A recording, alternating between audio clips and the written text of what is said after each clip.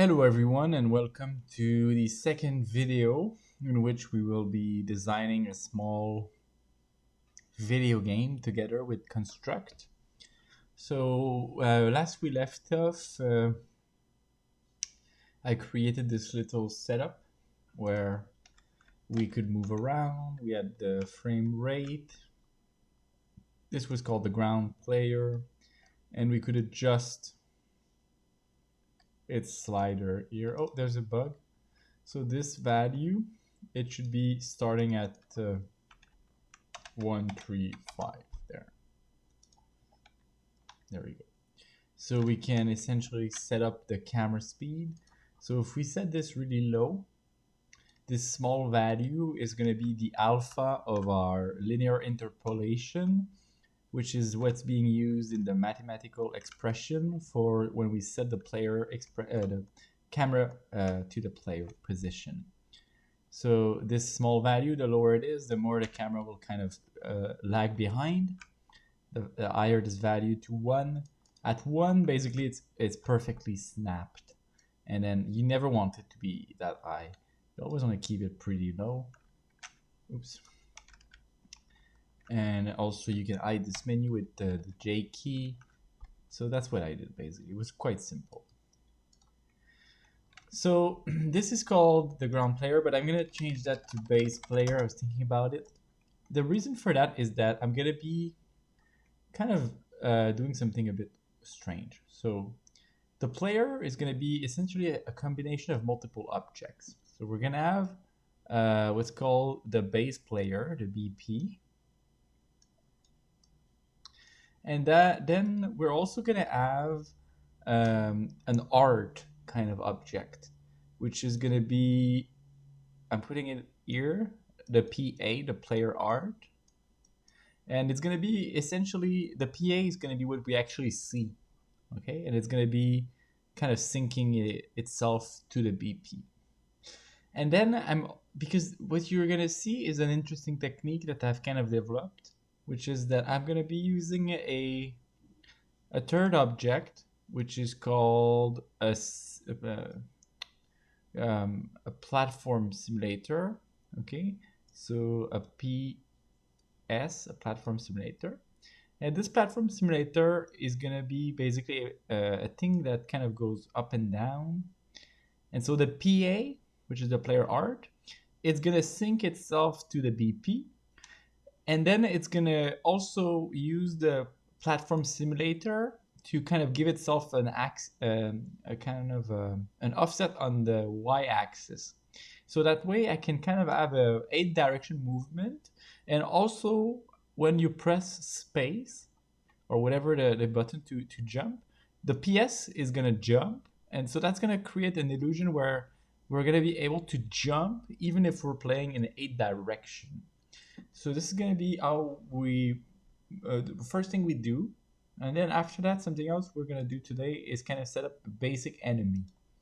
And the basic enemy, we'll get back to it. So first of all, let's just set up this little system there. So this is going to be the base player. And I'm going to create another, actually, let's just click on the base player. Let's right click and do clone object type. And then when we click down there, it's going to create base player 2. So I'm just going to rename that and call it the player art. Okay. All right, the player art. And I'm going to double click on the player art and I'm going to clear the image.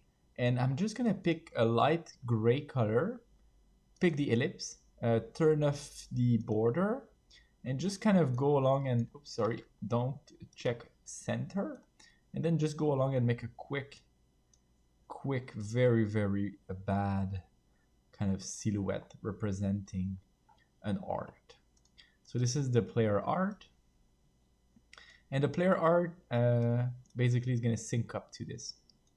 I'll show you, we'll do it the same way we did with the camera, manually in the events.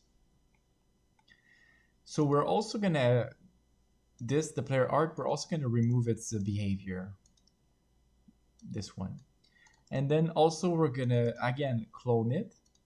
And this one will be called the platform sim. The platform sim player. And this one, I'm going to double click on it, and I'm going to pick a different color. And I'm going to pick a color which is going to be 188 on the green, 0 on the red, 0 on the blue. That's like a darker green.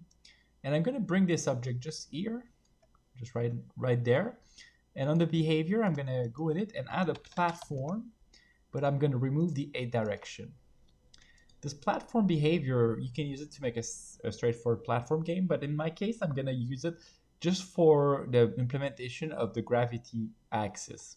So I'm going to set this platform object to have the behavior, to have a max speed of 0, acceleration of 0, deceleration of 0. This is going to make it so that this object cannot move. We're also going to disable default control. So also, I'm also going to right click and insert a new object and create a sprite. I'm going to call this the platform sim floor. All right, I'm going to click. I'm going to press this resize and do 32. And actually the width is going to be 160 for this. Actually, let's just do it 32 by 32. We can always stretch it. It's no big deal. It's going to take less memory space. And let's just put pitch black, take the image point, and let's just put it in the top left for this one.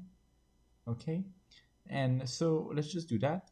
And we're gonna add a behavior on it, and we're gonna call it solid.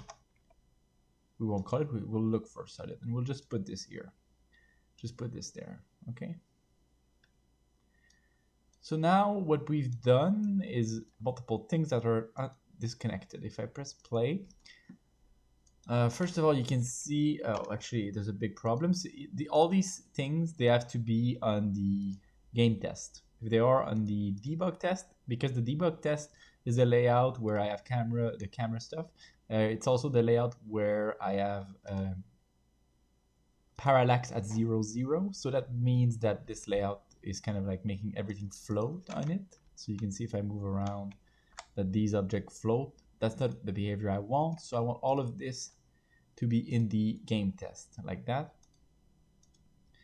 And now if I move, you can see that, okay, it's kind of like weird. It's not really what I want. Okay, they're just kind of standing there. So I'm going to give them a few behavior so that this basically syncs up to this and also gives itself an offset on the y-axis, which corresponds to the offset of this object on its floor. And this object eventually will be off screen, and it's just going to serve as a simulation by which we can synchronize our art so that we use both the kind of the base 8 direction and the base platform jump together in an interesting way. That's not really in the original Pokemon, but it's just a decision I chose to implement to make this more interesting and show the two types of behavior, platform, and 8 direction in one game. All right, let's move forward. So what am I doing? So this player art, we're gonna go in the event. By the way, eventually we'll clean this up, this event. We'll say player art, we'll say set the position of the player art, and we'll set the position for now to the base player X, base player Y. So the effect right now is just going to be that these two objects are always going to be on top of each other. This is the base player. I can just set it to 20% opacity, so it's a bit less pronounced and we can see through it. Okay. And we are going to implement a behavior on this platform simulator object now. So when we press a key, that key is going to be the key you want to use for now for space. Eventually I'll build a better input system, but for now, let's just do something rough. So when we press a key, space, I'm going to be basically taking my platform sim player and I'm going to simulate a control, which is going to be a jump. This is how you implement controls you simulate whenever you don't use default controls, you simulate. So I'm going to simulate a jump. So now if I press space, you can see that this jumps there and I can move this. So now what I want is for this jump to be a bit less pronounced, because this jump is going to be used for the next step. So in the overworld, I'm going to duplicate this and say this is going to be the jump offset value, and I'm going to bring this, bring a new text in, okay, and I'm going to call this one a template, which is going to be debug jump player jump offset, player jump offset, or maybe just current jump offset, like that. We'll make a dictionary of these names eventually, because these names can be a bit finicky to change and it's annoying. So I think we can create a dictionary and make a link to them and something like that. So I don't know, something like that. We'll have to think about. These are always annoying to deal with in Construct. Hopefully they're gonna change that one day. We're a pretty small team, so this here is the current jump offset of -1, like that. And that as yeah, that's good. That these two things are going to be on debug test. So we're also going to basically every tick, we're also going to take debug current jump offset, and we're going to set actually we're going to set, and we're going to keep a value here called the current jump offset for now. We might actually use something else eventually, but let's actually initialize it to 0. Current jump offset. So we're gonna basically, let's calculate it right now. So we're gonna calculate the jump offset and then set the text to it. So we're gonna take the platform simulation floor, and the way actually we'll do it is in system, sorry. We'll do system and we'll do set a value, and we'll set the current jump offset, and we'll basically take our platform sim floor and take its y coordinates, okay, and then basically we subtract from that the platform sim player y coordinates. That's going to give us the offset between both objects. And then here, just to debug, we can set this current jump offset as the text value of this text of template type current jump offset, like that. So you can see there's a small offset of 16.0 pixels, and that's due to the fact that this simulator, its image point is right in the middle. We want the image point to be rather at the bottom. So for that, we'll put it at 32, which is here. You can also right click this and do a quick assign bottom, okay? And just make sure the collision is also set. Seems good to me. So that's great. Great, and now if we do that, we can see the jump offset is quite small. All right, so this jump offset is quite small. We could try something like if we floor it, that's basically kind of rounding it down. Just let me see, it's 0 now. And you can see that when I jump, it's becoming higher and going back lower. All right, so like that. All right. So obviously you could simulate this with some sort of wave but I like to do something like this. I just find it nice. So now what we're going to be doing is that when we set our player art to the base, we're going to use the base player, but we're also going to remove the current jump offset, like that. Okay, and so the player will kind of also jump now. So this object also, this simulator, platform sim player, I want to reduce the jump strength to 320. And let's just save so that the jump is less pronounced. I'm gonna put it down on the floor right away. All right. So now you can see I can move around, and if I jump, I can jump also with my 8 directions. So that's a really cool effect, because basically what we can do now is we can just bring this off screen. Okay, we won't ever see it because we control the boundary of the layout because of the way control is made. The way construct is made is that by default, unless you use the 3D camera, which we're not using, it's kind of like always like in a sort of orthographic 2D kind of view. It's not orthographic per se, but it's like a sort of a flat 2D kind of view. It's almost like a UI in other kind of engine. It's very precise, it's pixel perfect, and so we can control what we see by just putting it off screen, and there's no chance the camera will ever reveal it unless we activate something like unbounded scrolling, which we'll never do, because that's to make an open world. You just do that, and then the layout boundaries don't matter. So we can also make this object invisible. Just check initially visible, and then now you can see that it's very seamless, the illusion. Okay, we have this little thing now like that.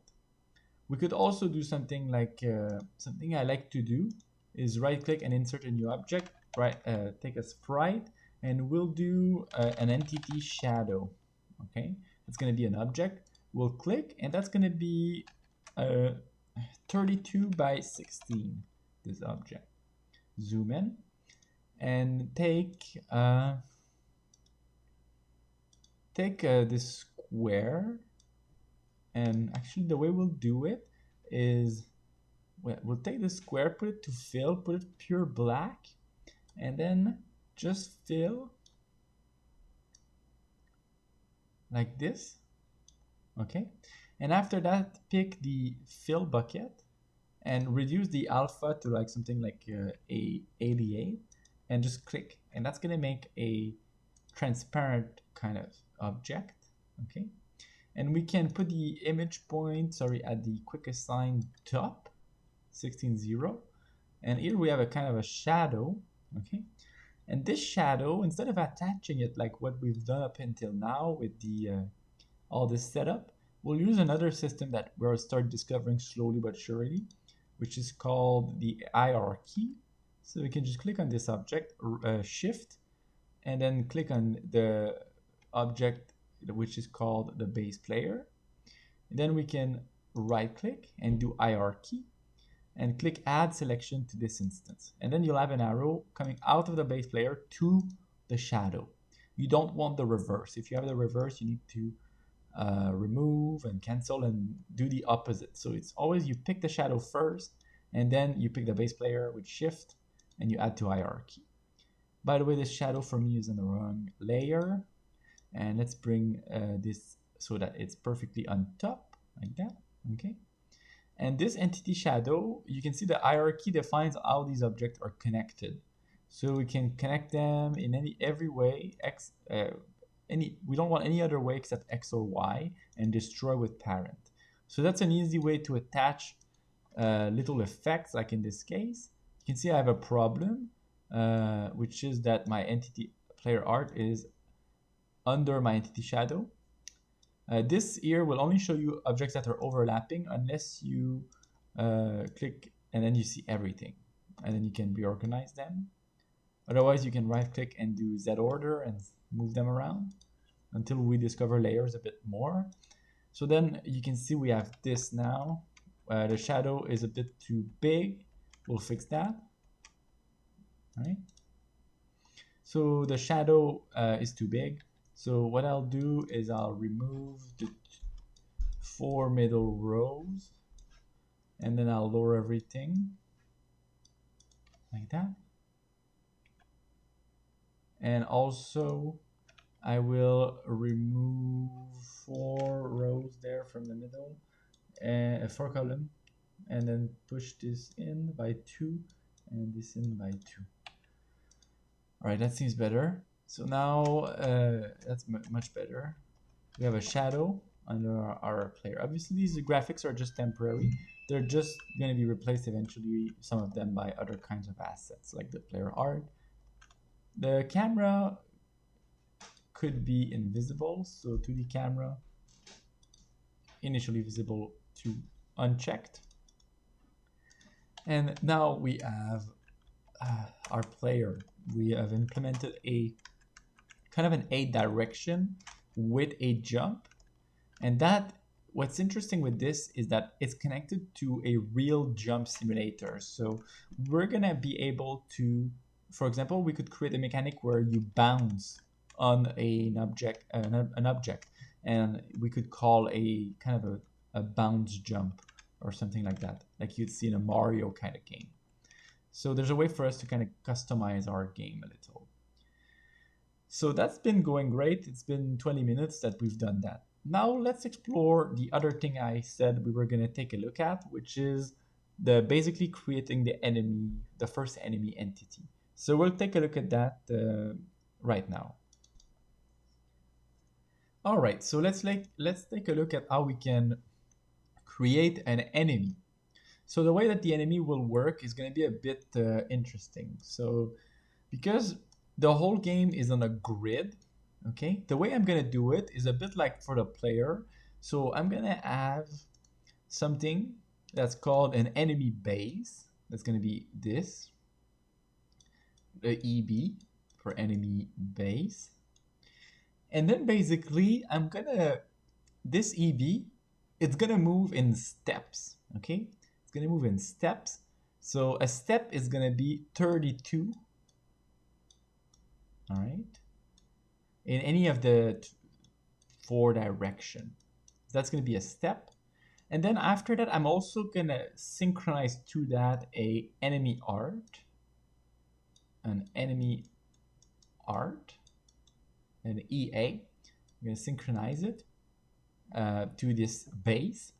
And so this enemy art will be a bit like the camera. Will be using a LERP, linear interpolation. We've seen that in episode 1, to basically be able to be smoothly kind of following the base. And it's going to make sort of a behavior, and like by default it's going to pick a random direction, but we can create other kinds of behavior for these enemies, and these are going to be like the overworld enemies. But then when we touch them, eventually we'll cut to a battle scene, kind of like a Pokemon kind of scene. Or if you play the Mario and Luigi, I want to also take inspiration for this kind of game where there's some interesting elements there of a strategy maybe,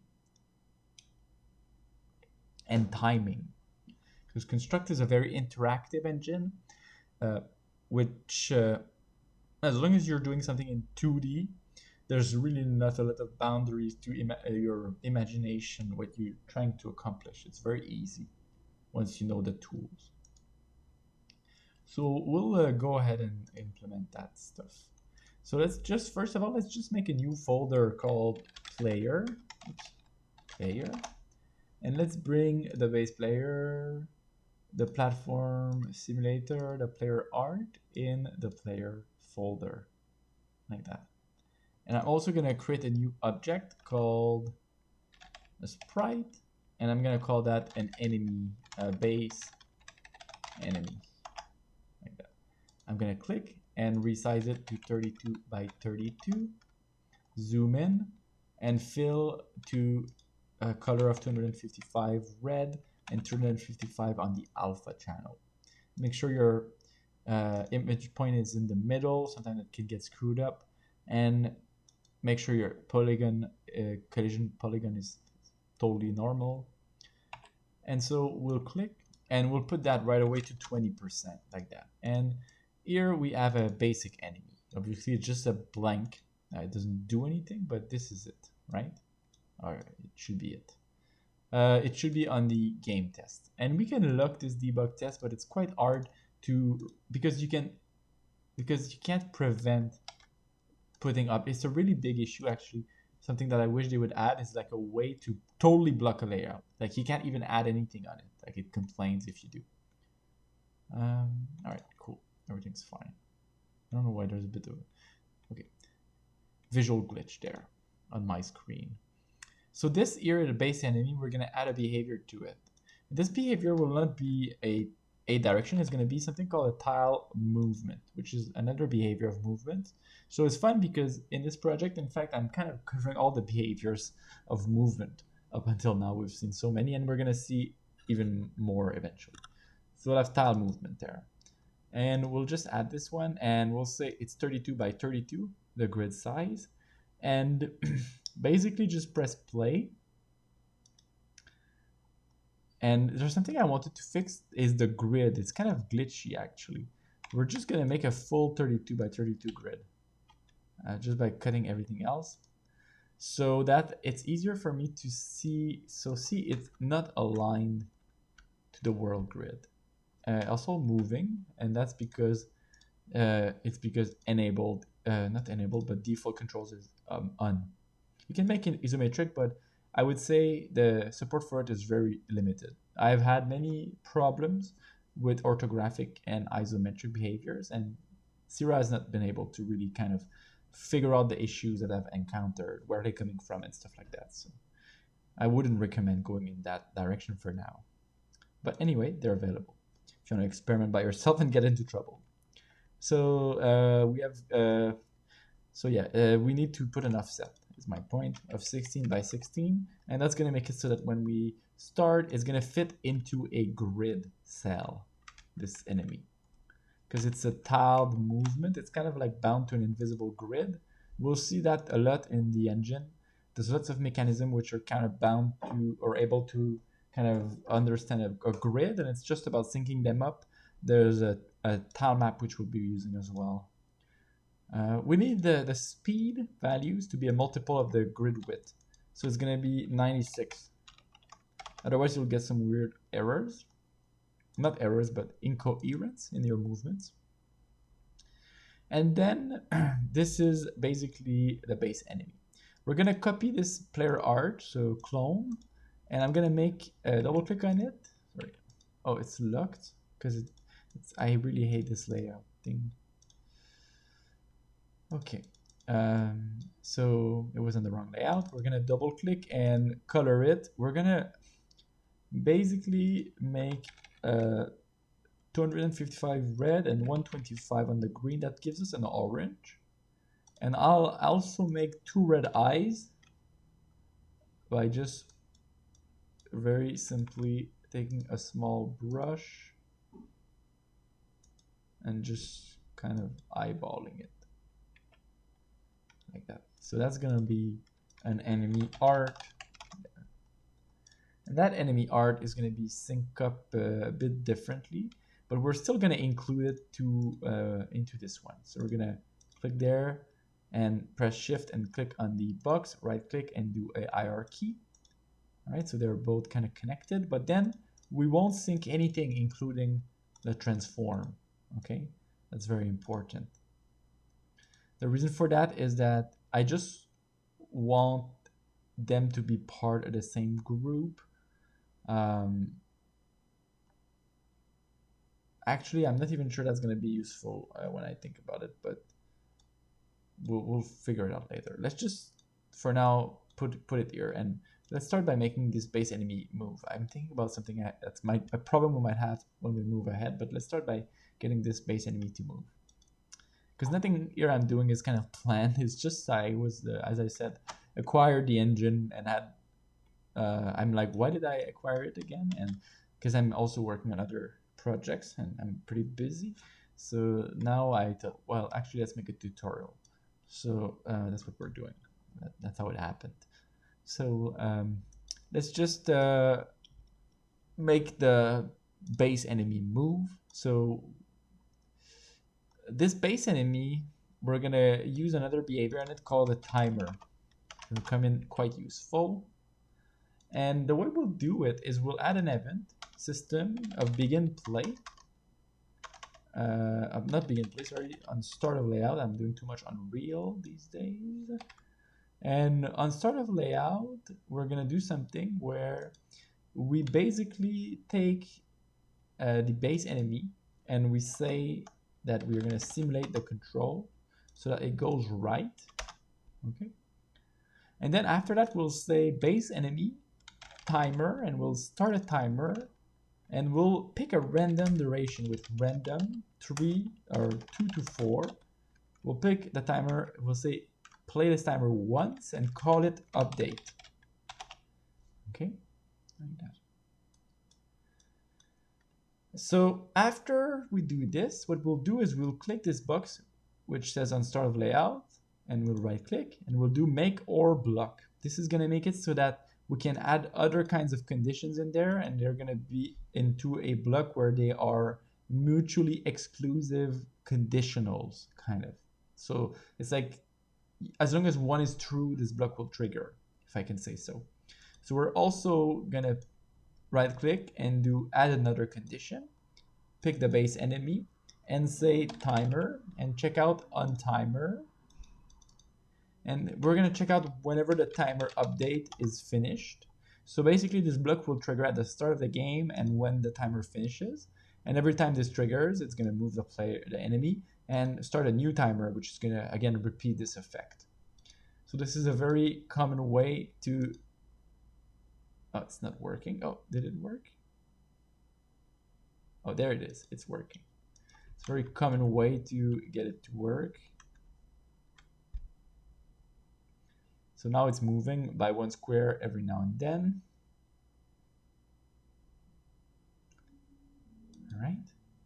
So this base enemy, actually that's not what we want. We're gonna remove the from hierarchy.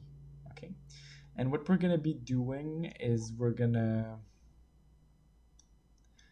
Can I click on this and use the container feature for that? If I put an enemy art in this container, give me a sec. Can I do enemy art? And then this, we're going to be able to get it working later when we build a kind of a factory method to create it.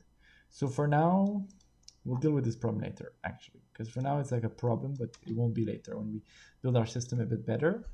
So for now, I'll just assume there's going to be only one enemy, and so I'll refer to it in the code directly. But eventually, when we have more than one enemy, we'll build a factory function that can just create enemies and associate all the right objects together.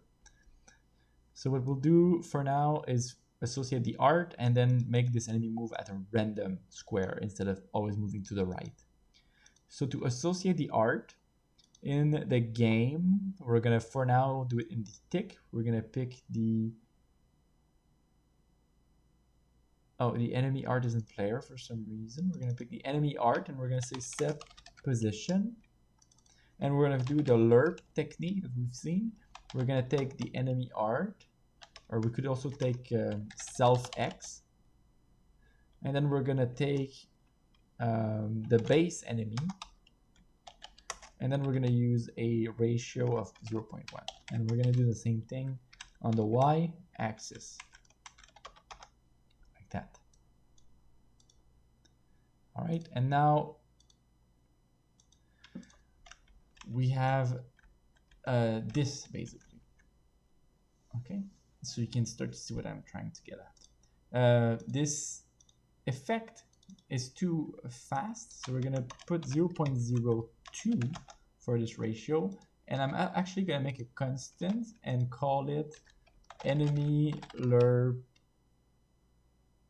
speed, or enemy movement lerp, and I'm gonna say 0.02 like that, and I'm gonna use this constant here so it's a bit less annoying to change it.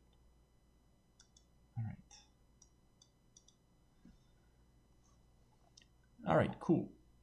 And now we just need to pick a random direction. So the program's getting pretty big. We're going to start to organize it better eventually.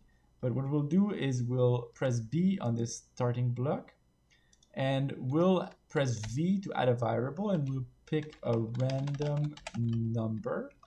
We'll set that to -1. So what we'll do is we'll set that random number, so set a value, set this random number to a random number between 0 and 1. It's -1. We set it between 0 and 1. And after that, select this, press B to add another. So what I did is I select this, I press B. And then after that, basically, we're just going to check out this random number. So we're going to compare the variable and check out if this random number is less than 0.25 or 0.25. And then otherwise, we're going to check, it means it's greater. We're going to check if it's less than 0.5. And otherwise, we're going to check if it's less than 75. And otherwise, it means it's greater. So there's 4 options there. So we're going to add 4 movement, simulate. And we're going to do, I prefer to go up first, then left, then down, and then right. So then this now, instead of just kind of moving to the right, it picks a random value between 0 and 1, and then it uses this value to pick a scenario that basically tells us which direction the enemy should move. And I'm also going to press again another time B to add another one of these sub-event, and we'll drag this down the timer so that it starts after this whole sequence is completed. I don't think this has a big impact, but just to be safe, we'll do that. And we'll do a save. And now we'll also give, actually, let's just try it. So now we should have this creature move in different direction, essentially. And also at different kinds of interval. So that's the first kind of example that I can give you of an enemy there. So it went pretty well. I think this enemy, I'm not sure if it's gonna work, because you can see the problem is that if I'm trying to make more copies, they're gonna, I'm not sure they're all gonna, oh, they are all working, surprisingly, but I wouldn't trust this pattern to work too much. I don't know why it's working. I'm kind of surprised actually that it is working. The reason why I'm surprised is because there's no connection between these objects. It must be just luck because of the UID of the objects. So I wouldn't trust it. So what I would do instead is, what I would do instead is I would bring this whole enemy on my object layout here. And that's a good opportunity to turn on the grid here as well, so we can sync up something like that. Okay. And basically what we could do is pick this base enemy, and we could do container and add an enemy art, I believe. And I think if we just go and create an enemy now, it's going to come up with its art by default. And since they're, but let's just try it. Let's try it. Let's go in this.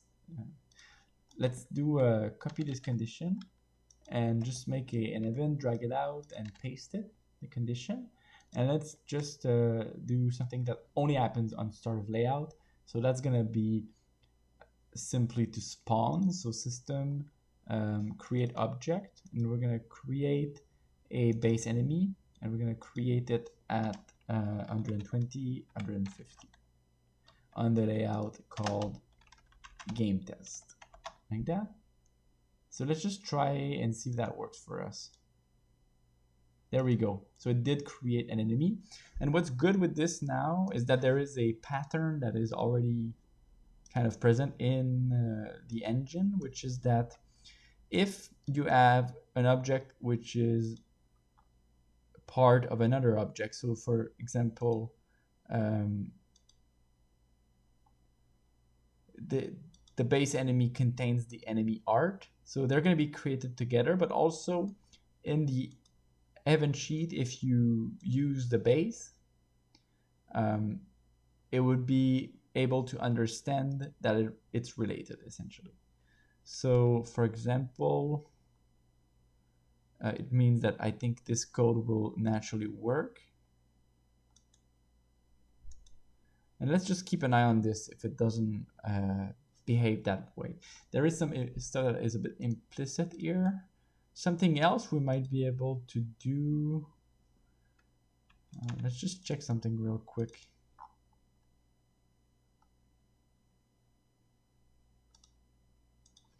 Yeah, something else we might be able to do is just kind of make sure that the base enemy knows it's the UID, it's called, of the art. So we can make sure they're getting created like that together. There's different ways we can achieve that. So the container is like the one way. Let's remove it from the container. And we could also do something like, as I showed, do a hierarchy.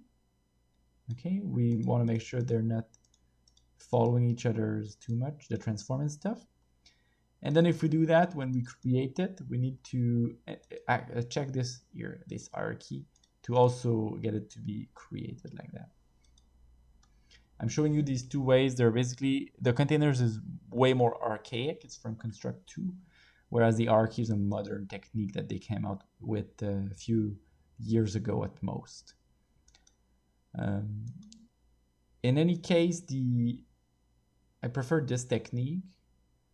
And also, I prefer essentially to do a function out of this because I'm going to add more. I'm going to say also something, which is I'm going to make sure that when we create this object, I'm going to make sure this enemy art, this base enemy is able to kind of remember it. Just in case because I don't trust the engine to do all the work for me. I'll make sure. So I'll pick base enemy. I'll add an instance variable, it's called. And I'll pick this and I'll say art UID, put it to -1, like that. Okay. And basically this art UID, we don't need to show it in the bar actually, here. I'm gonna, basically when I create the object, I also create its hierarchy. So the enemy art will get created. And I think I can do something like base enemy set value, and I can say art UID enemy art UID, like that. And we'll wrap this in a function. So we'll click here, we'll press F, and we'll create a function create enemy or spawn enemy. And that function will contain these two instructions. And on start of layout, I'll say spawn enemy for now. Also, this function is like a block of code I can call from somewhere else. So I'm going to press P and add some parameter X or spawn X, all right, and spawn Y.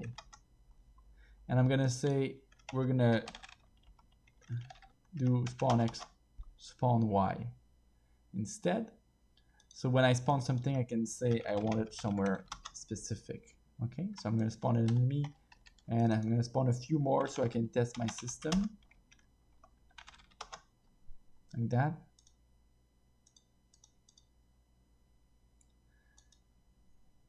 All right, so they all seem to be moving right now, which is nice. They all seem to understand where they're going. Let's just start it in debug. That's going to give us some more option. And I want to check these base if they have an ArcUID. So they do have a ArcUID. So you can see that the engine knows when I'm doing the assignment here. The engine understands that because this creates the hierarchy which contains the enemy art, it knows it picks the last one that was created kind of naturally. And that allows us to create a binding so that later on, if we can kind of verify if they're correctly connected. There might be a reason why the engine kind of makes a mistake, and I don't want to trust it too much. So what I would do is I would do something like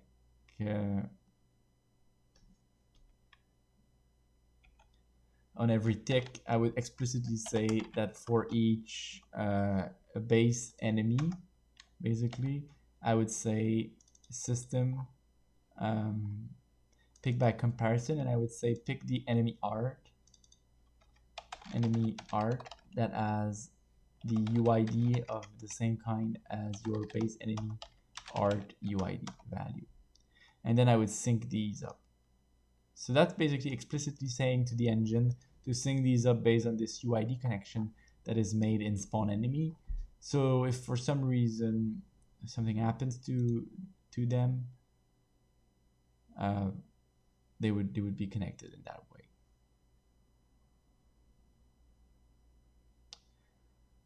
All right, I think there might be a different way that I'm forgetting actually that might be a bit more easy. Let's just take a look at it. So in base enemy, yeah, exactly. We can just do pick children. So that's much easier. I knew there was something. It just flashed in my mind. It's been a while since I used the engine. So I'm showing you a bunch of ways, I guess. These are all ways you can associate objects, but we don't really need this ArtUID actually. So we did it, I guess, for demonstration sakes. Let's just delete it. Because if we already connect them here in an hierarchy, basically for each base enemy, we can say child, and we can say pick children and pick the enemy art children. So that's much more efficient. So actually that's what I was looking for before. It blanked out of my mind. So there we have it. We can just do that. And what's nice with this is we don't really need to use this function necessarily. So we could press D to disable all of these, and then we could just essentially we could just bring this composition there and just place it. And these are all going to be associated to their respective little dude. And so now they're all moving. They all have their internal timer. So it's like this engine, you know, as you can see, doesn't use OOP. It uses its own internal kind of state.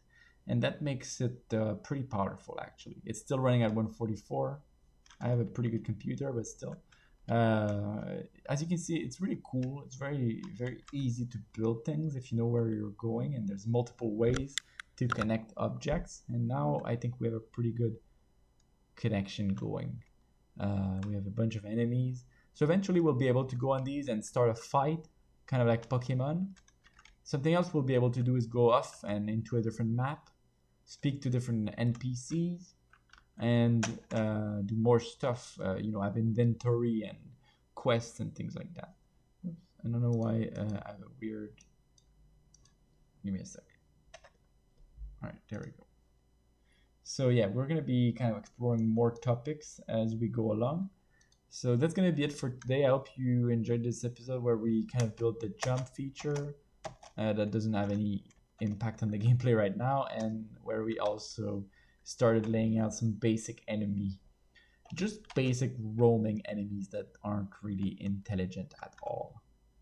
So I'll see you in the next episode. We'll continue working on this game, and I hope you have learned a lot as you follow along. Have a good evening, and thank you for watching.